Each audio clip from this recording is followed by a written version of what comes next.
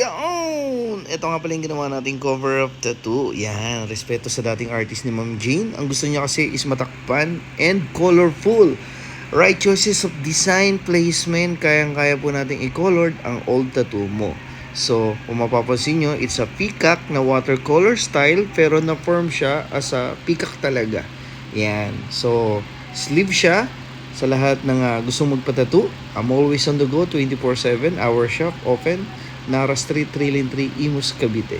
We do home service, hatid sundo, and thank you Lord. Happy Saturday! Boss! Boy, hello boy! Bilis mo naman. Cover up tattoo yung ginawa natin. Pare ano to eh. Parang mga Chinese character, di ba? So, ang ginawa ko, cover up ko lang dito. Din ako. Parang style watercolor. Nilaro lang natin yung kulay dahil base sa gusto niya. Kamusta? Okay naman, ang gaan ng kamay niya. Binigatak mo nga eh. Gaan Ha? na ng kamay mo eh. Gaan? Wala akong naramdaman sa akin. Talaga? Kasi makakot ka na kayo Hindi, eh. oh. Sabi mo, umaga naman eh. Uy! Pero kamusta? Nagustuhan mo ah? Oo, sobra.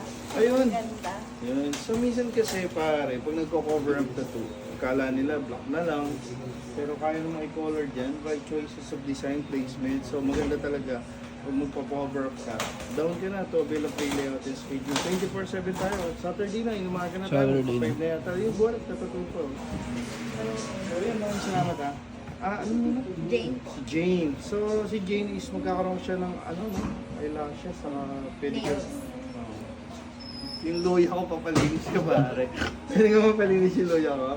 Si Buwang kasi pagka kinutut mo si Buwang makakabuo ka ng isang paso eh. Isang paso.